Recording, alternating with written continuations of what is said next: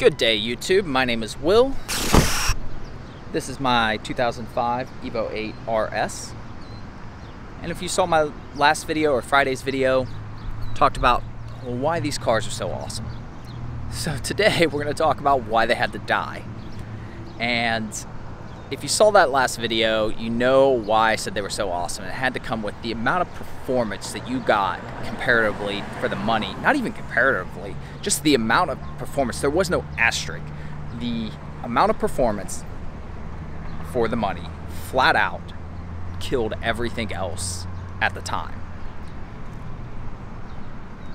But time moves, and being called the evolution, it should move as well. And it did a little bit for a while. Then it stopped. That's where we have a problem. So Evo 10s came out and they were a little bit faster, not a lot. That's common for a new model, for a manufacturer to give it a little bit more power, but not necessarily a lot. Give it a lot of other refinements.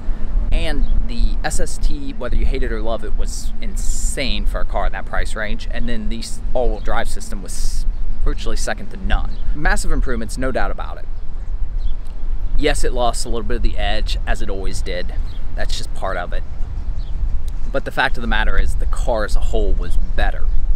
And in fact, in 2011, Car and Driver still had it win like best drivers car under 40K, which is impressive for a car that's going on 3-4 years old in the production. The real problem started to come when we entered into the modern day horsepower war. Now, there's no getting around the fact that the Evos are 4-cylinder turbo cars. Yes, you can make huge horsepower numbers with them, no doubt about that. But as far as offering a factory warranty, there are some, I think, limitations to what manufacturers are able to do. Mercedes has gone pretty far with the, I think, the GLA 45 and the CLA 45, offering, you know, like 400, a little over 400 horsepower from the factory. So, I mean, there's definitely room that Mitsubishi could have gone further, for sure. Going back to Friday's video, when talking about what an amazing performance deal this was, the amount of performance for the money, bar none, was phenomenal. I mean, you had essentially M3 beating performance for over 60% less money.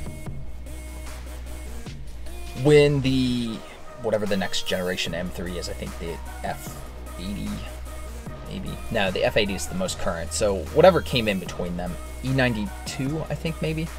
Yeah, I think E92.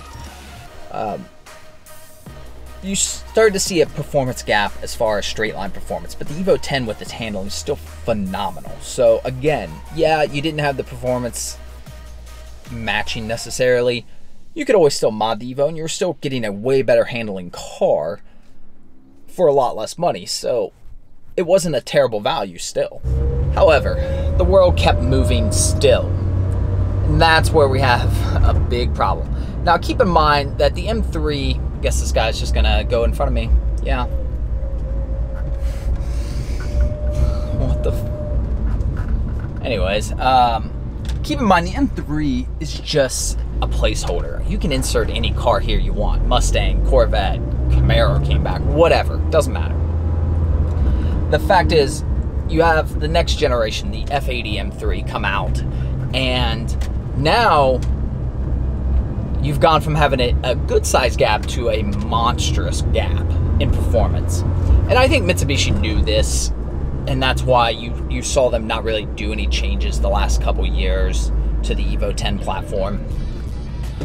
You know, you look at where the Evo started in the US, and that was being over 60% less than an M3, but having matching performance specs or better in almost every category. To the end, the 2015, when you've got an Evo that's still trapping a little over 100, 103, maybe 104 miles an hour, to an M3 that's now trapping 116. Again, you know, fill an M3 for whatever car you want. The fact is, the gap has just massively widened to a point that the Evo is not keeping up even a little bit. So then you have this paradox of, do you want the Evo to become like a modern day Miata in the sense that, well, it's not fast, but it handles really well.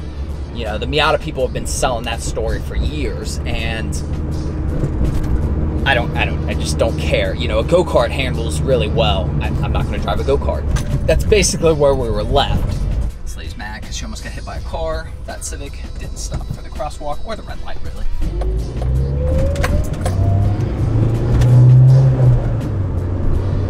I mean, just look at the modern STI. I mean, yeah, Subaru's still making STIs and shockingly still selling them. I feel like I see them all the time. Now, I could just be my area or something, I don't know.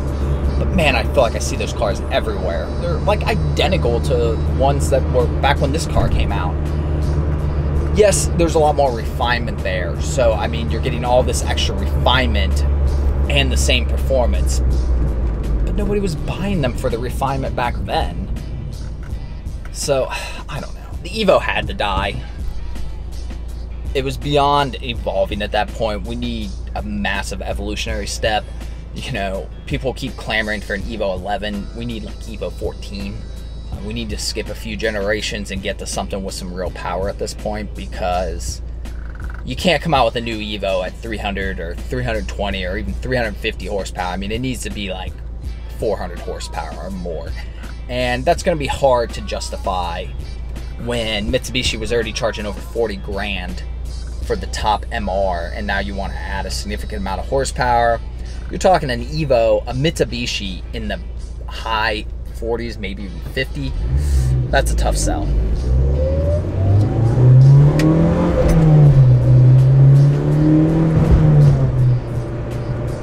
Now, there is always the hybrid drivetrain approach, so something may happen. I'm not going to get into that on this. You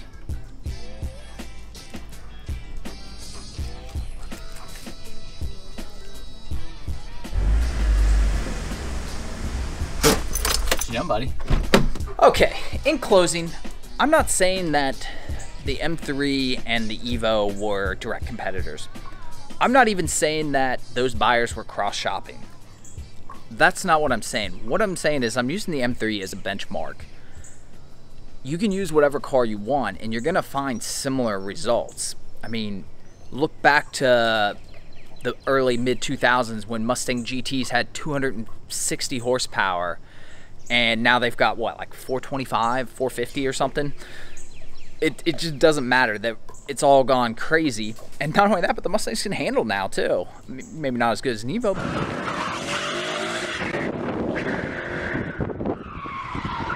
But still, crazy handling you can get out of those. And let's not forget that the Camry has 300 horsepower now. It's just a whole new world that the Evo needed a huge evolution to get to a point of still being relevant. And I don't think Mitsubishi as a company had those resources anymore. Maybe someday. Today's not that day. As always, appreciate you guys watching. You of course know Enzo and Lotus. They have their own YouTube channel. I'll insert that here now. They also have their own Instagram as well, so you can follow along with them. Subscribe if you enjoy the Evo and Pup content and you want to see more. Like if you enjoyed this video. Comment below with any questions. If you have any Evo buying specific questions and you want to DM me directly, Instagram is the best for that. Other than that, appreciate you guys as always, and we'll see you on the next video. Want to say bye? Say bye.